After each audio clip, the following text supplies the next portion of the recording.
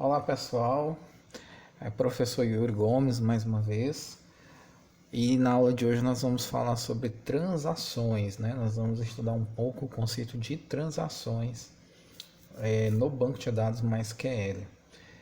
Pessoal, transações em banco de dados ele surgiu a partir do momento em que os bancos de dados passaram a ter muitos usuários, né, acessando e concorrendo pelo acesso aos dados, né? Inclusive, essa questão de uma quantidade de usuários para acessar um banco, ele é um critério para você classificar um sistema de banco de dados, né? Então, um SGBD ele é monousuário, se no máximo um usuário de cada vez pode utilizar o sistema. E ele é multiusuário se muitos usuários puderem fazê-lo, né? E, portanto, acessar o banco de dados simultaneamente, tá? Em banco de dados multiusuários é comum, né, que os usuários realizem operações de modificações nos dados frequentemente. Além disso, muitas vezes as diferentes seções de usuários podem tentar acessar e modificar os mesmos dados, né? O SGBD ele tem que garantir que cada seção consiga realizar suas operações sem impactar outras seções e sem sofrer o impacto de operações, né, de outras seções também, tá certo? Então, deixa eu abrir agora aqui o meu workbench, né? Então, eu comecei colocando aqui uma definição mais pessoal minha, né, sobre uma definição de transações. Eu também peguei aqui uma transação de um livro, né? O autor desse livro é o Silber Schatz. Nós temos aqui duas definições. Então, essa primeira definição aqui, ela é uma definição mais pessoal minha, né? Então, transações em bancos de dados são operações encapsuladas em um bloco chamado transação e que deve acontecer de maneira completa. O SGBD deve garantir que todas as operações serão desfeitas em caso de erro, tá? Então nós temos uma sequência de dados, uma sequência de operações que precisam ser realizadas. Nós vamos alterar uma quantidade de dados. Se no meio dessa sequência de operações acontecer algum problema, as alterações que tinham sido realizadas anteriormente precisam ser revertidas, voltadas ao seu estado original, tá? Na definição aqui do livro, né, do Silber Schatz, ele está dizendo o seguinte, tá? Uma transação é uma unidade de execução do programa que acessa e possivelmente atualiza vários itens de dados. Normalmente, uma transação ela é iniciada por um programa de usuário escrito em linguagens de manipulação de dados, né? Normalmente SQL, ou linguagens de programação. Uma transação é delimitada pelas instruções ou chamadas de função na forma de begin, né? O begin, start transaction e o end transaction, tá? Então essa aqui é uma definição que eu tirei aí de um livro, tá? Do livro do Silber Schatz, tá?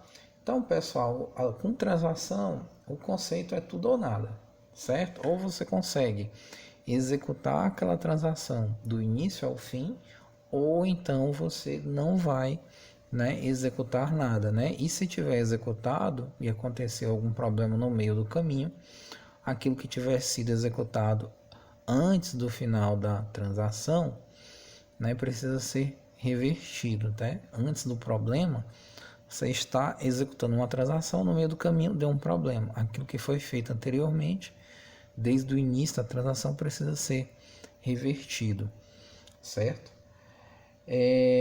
Então, pessoal, tá? Então, para a gente conseguir, né, aplicar esse conceito, né, de transação, né, conseguir esse comportamento de transação,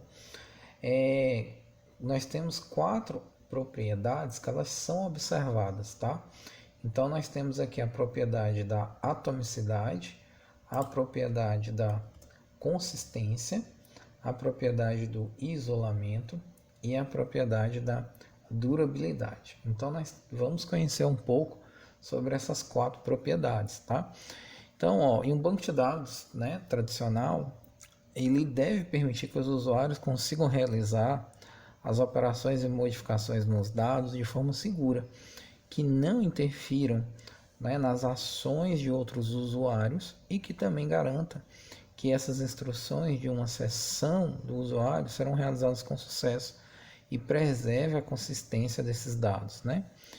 Então, para que, né, essas consistências, né, sejam alcançadas, o SGBD ele, né, vai buscar essas propriedades aqui. A primeira propriedade que está sendo apresentada aqui é a propriedade de atomicidade, né, que ela diz basicamente isso aí. Todas as operações de uma transação devem refletir no banco de dados. Caso contrário, nenhuma das instruções deve ser refletida no banco de dados, né? Então é como eu já falei anteriormente. Nós temos aqui uma série de instruções contidas dentro de uma transação e essas instruções elas serão consideradas indivisíveis, tá? Ou seja, ao final de uma transação, todas as operações dentro daquela transação devem ter sido confirmadas com sucesso, ou então nenhuma das operações deve ser confirmada. A confirmação parcial ela não é permitida por essa propriedade, tá? Então, todas as operações dentro de uma transação elas têm que acontecer em sua completude. A próxima propriedade que é aplicada aqui para, né, buscar se garantir a consistência de uma transação, né, assim, a coerência de uma transação é a propriedade da consistência, né? Ou seja, o que essa propriedade diz aqui, né? Ao término da execução de uma transação, os dados no banco de dados devem permanecer consistentes, né? Então, pessoal, a consistência ela determina que após o término de uma transação, as informações gravadas no banco de dados, no banco de dados devem refletir as modificações que foram realizadas nos dados durante a transação, né? Ou seja, mesmo que outras seções manipulem o mesmo conjunto de registros, o SGBD ele deve garantir que todas as operações de uma transação sejam confirmadas e gravadas como se a transação fosse a única no banco de dados. Tá ok? O próximo item aqui né, a próxima propriedade é a propriedade aqui do isolamento, né? O que a propriedade do isolamento indica, busca, né? Ela quer dizer o seguinte, né? Embora, né, várias transações possam ocorrer simultaneamente no banco de dados, nenhuma das transações podem afetar as demais, de modo que ao final das transações o banco de dados deve refletir o resultado corretamente, como se estivesse executando cada transição em sequência, certo?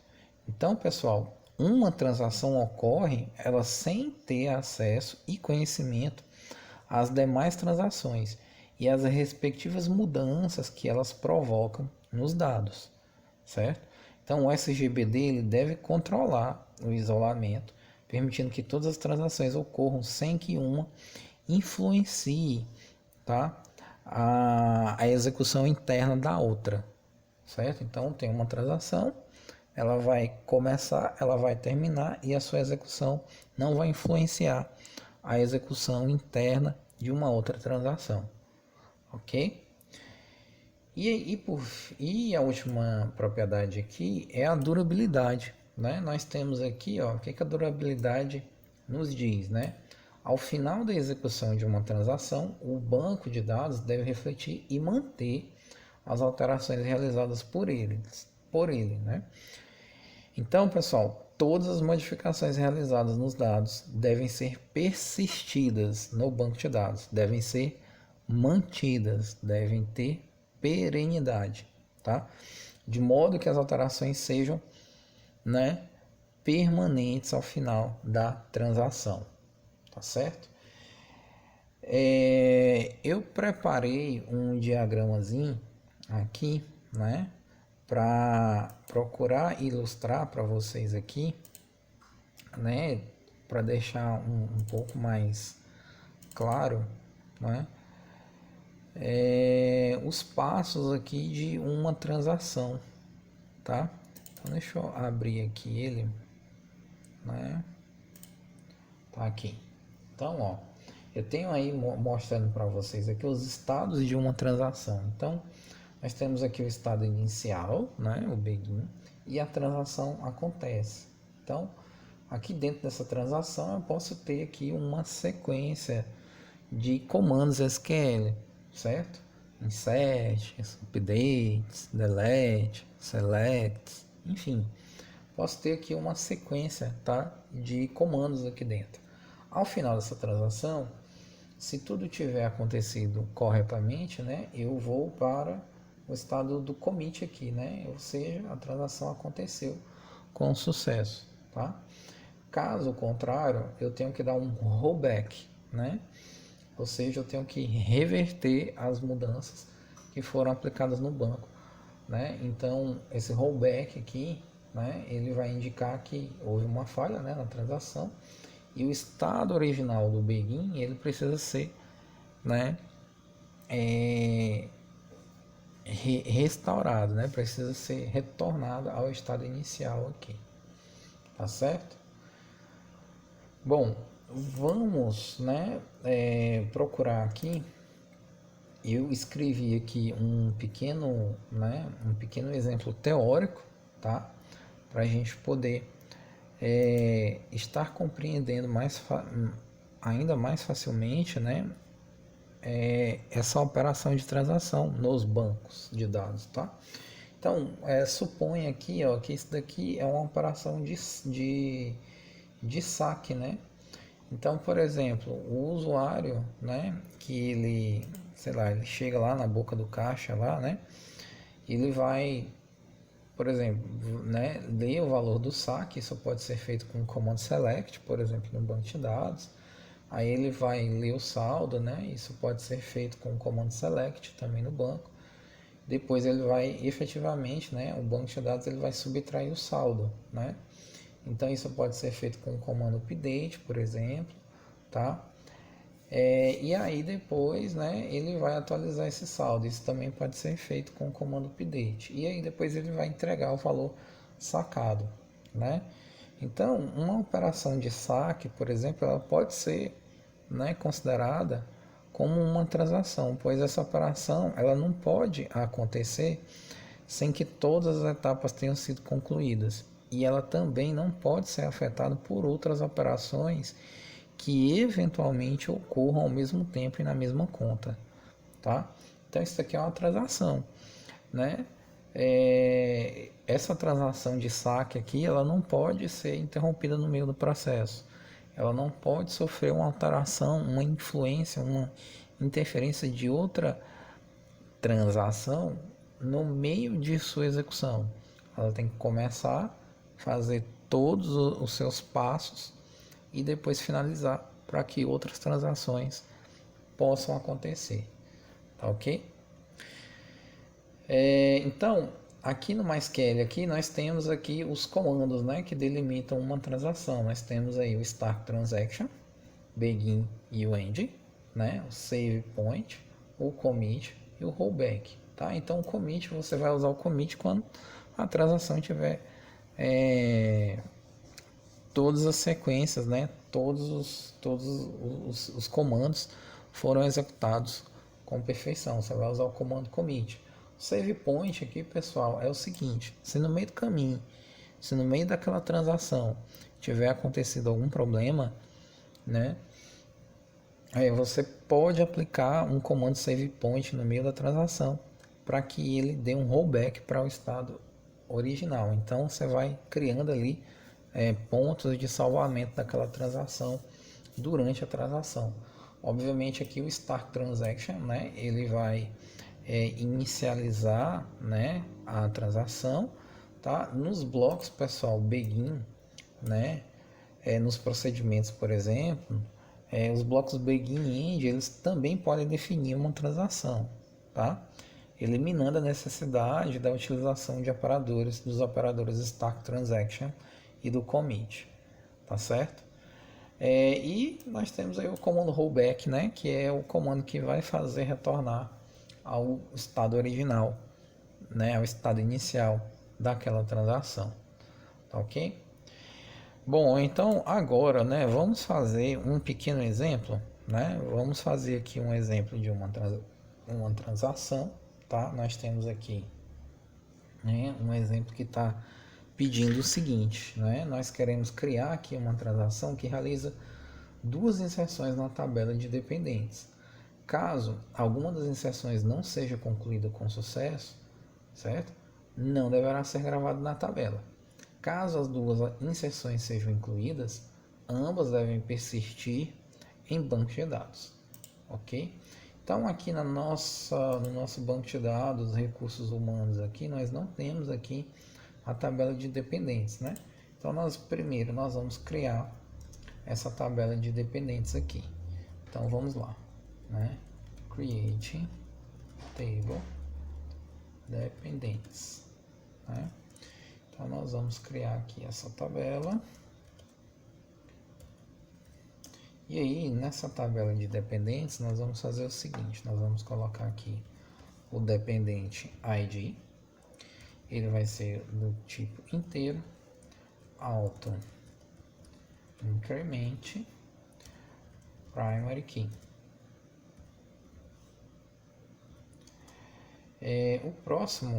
Próxima coluna nós vamos colocar aqui dependente nome e será um varchar de tamanho 100. E por fim nós vamos ter aqui o empregado ID, que vai nos dizer, né, de quem esse dependente né? Esse dependente, ele é dependente de qual empregado. Então ele vai apontar, né? Vai ser uma chave estrangeira para a tabela aqui de empregados. Vamos dar uma olhada aqui na tabela de empregados, né? Como é que está aqui? O empregado ID, ele é um tipo decimal de tamanho 6.0. Assim sendo, né? Nós vamos colocar igualmente com a mesma formatação de tamanho, tá? Então nós temos aí, né, a nossa tabela de dependentes e vamos colocar aqui, né? Vamos adicionar aqui dependentes. Vamos adicionar a chave estrangeira. Então, constraint vai ficar emp id e foreign key. Meu foreign key aqui está errado. Foreign origin. E aí nós vamos pegar aqui o empregado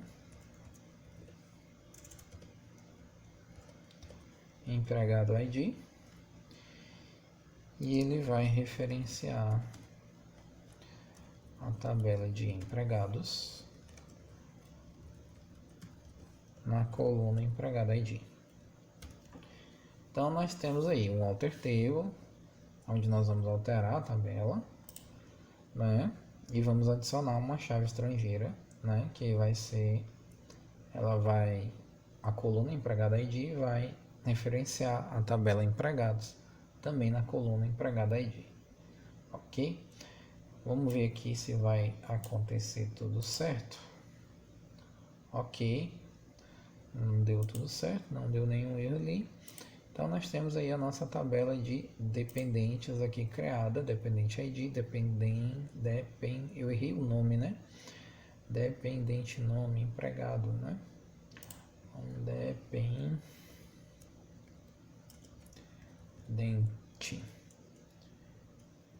Dependente nome. Vamos alterar ela aqui. Aqui nós vamos colocar aqui nome. Dependente nome, vamos aplicar. Ok, tudo certo. Então, né, criamos aí a nossa tabela. Agora vamos criar uma nossa primeira transação aqui, básico, né? Start transaction.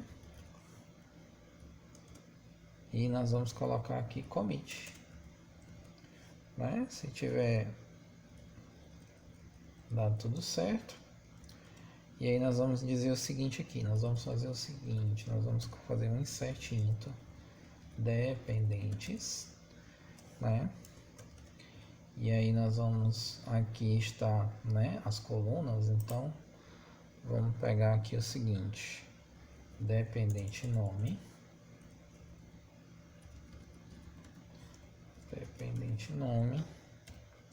e empregado ID. E os valores aqui serão o seguinte, values, nós vamos escolher aqui fulano, e vamos dar uma olhada aqui na tabela de empregados, vamos fazer uma seleção aqui, então começa a partir do 100, né, e vai aí até o 206, tá? Então começa a partir do 100, então nós vamos fazer o seguinte aqui, nós vamos colocar aqui 1, tá, ponto e vírgula, e vamos fazer aqui uma outra inserção, insert dependentes. Aliás, deixa eu pegar isso aqui, copiar, colar, e aqui nós vamos adicionar aqui o Cicrano, e o Cicrano ele vai começar lá do 100, né?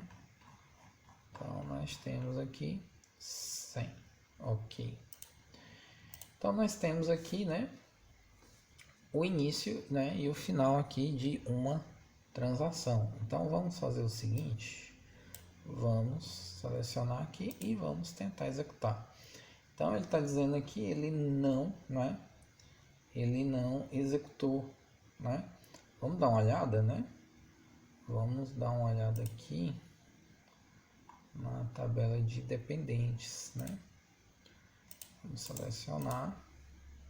Então, ó, não, a nossa tabela de dependentes aqui ela está vazia, né? Ou seja, porque ele deu um erro aqui no meio do caminho, não existe, né, esse empregado com ID 1. Ele está me dizendo exatamente isso daqui, né? Ele não pode adicionar, atualizar, né, a linha filha, né? Porque ele não encontrou, né, um ID igual a 1, tá? Então vamos agora fazer aqui uma mudança, né? Vamos comentar essa linha aqui e vamos, né? Agora o fulano aqui nós vamos colocar ele como 101 e, né, comentei aqui essa primeira linha. E agora nós vamos executar novamente. Então, ó, ele, né, deu start na transação, executou, né? E vamos dar uma olhada agora aqui na tabela de dependentes. Então, na tabela de dependentes, né, foi inserido lá os meus dois usuários, né? Os meus dois dependentes, o fulano e o cicrano, tá ok? Vamos fazer mais um exemplo aqui, né? Nós temos aqui o exemplo 2 aqui, aonde, né, eu quero demonstrar a utilização aqui do save point, né, para confirmações parciais, né, e para melhorar aqui o controle da transação, tá? Então esse exemplo eu quero fazer utilizando, né, procedure. Então vamos lá, create procedure. E nós vamos colocar aqui o nome dessa procedure de insere registros, tá? Insere registros. Vamos colocar aqui o bloco begin. e o bloco end, né? E eu já estou me esquecendo aqui de colocar o meu delimiter.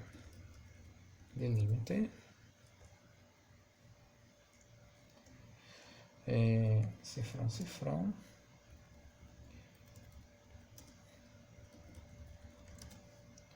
Ponto e vírgula.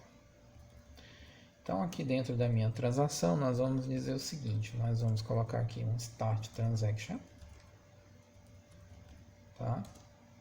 Esse start transaction aqui ele tem um ponto e vírgula, e nós vamos dizer o seguinte aqui, nesse start transaction aqui nós vamos colocar aqui uma inserção, né? Deixa eu pegar aqui esse comando aqui em cima.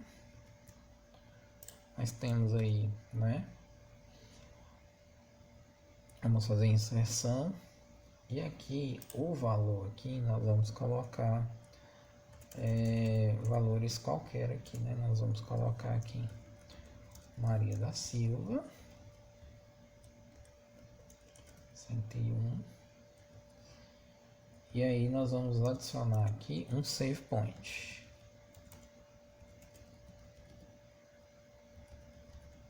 Save point. E o save point aqui nós vamos dizer que é o A.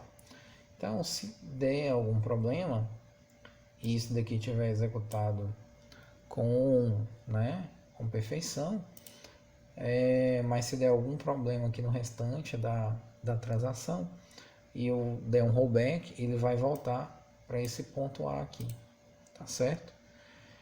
Vamos fazer aqui mais uma inserção.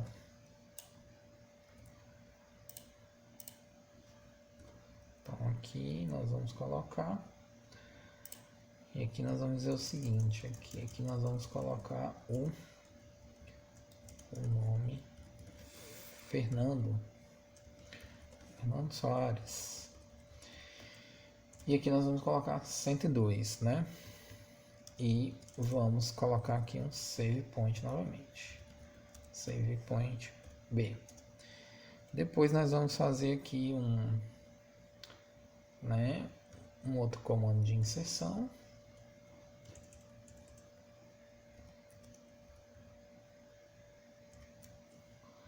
E aqui nesse comando de inserção aqui nós vamos colocar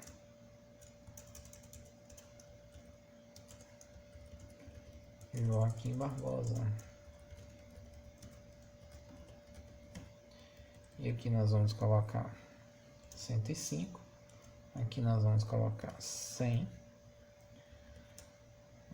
Aqui nós vamos mudar o nome, Daniel Prado. E nós vamos dizer o seguinte aqui, nós vamos criar mais um save point aqui. Esse save point nós vamos chamar de C. E nós vamos criar mais um save point aqui. E aqui é o D. E aí o seguinte, né?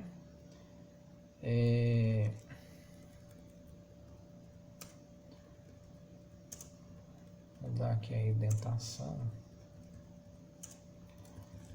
Nós vamos selecionar isso aqui. Ok. E aí o seguinte, nós vamos dar aqui um rollback. Rollback to save point B. Então se der algum erro, ele vai retornar para o save point B, tá? Então nós vamos colocar aqui um call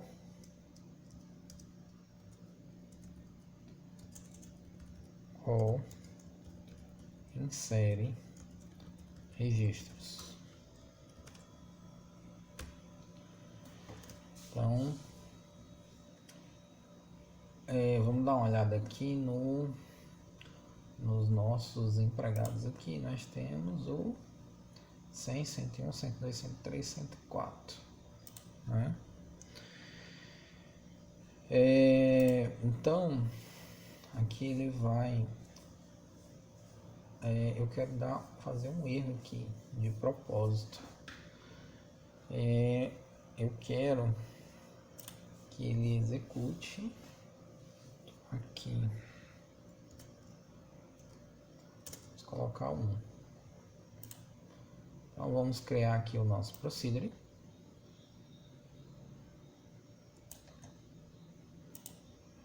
Ok, criou. E vamos fazer aqui. Vamos chamar ele. Então ele deu um erro aqui, né? Então vamos dar uma olhada aqui na nossa tabela de dependentes agora. Observem, né, que a Maria Silva foi, né, apareceu aqui no banco, tá? Na tabela. Então, ó, a Maria Silva aqui, essa inserção aqui aconteceu. Agora, as outras inserções que estavam aqui abaixo, eles não aconteceram, tá? Por quê? Porque tem um erro aqui, né? Tem um erro aqui, tá? Então ele salvou, né? Ele retornou, né? Para o ponto B aqui, tá? Né? Ele retornou aqui para o ponto B aqui, para esse save point, tá? E como nesse ponto aqui, o único que estava salvo, que era o único que não deu problema foi a primeira inserção, ele inseriu, fez a primeira inserção. Tá ok, pessoal? Bom, então, finalizando aqui a nossa aula, tá? Então, algumas conclusões aqui que eu queria, né, chegar com vocês, tá? Olha, transações são unidades lógicas de trabalho, facilitando a gestão de mudança nos dados. Transações melhoram o controle de operações efetivas no banco de dados. E as transações, né, elas permitem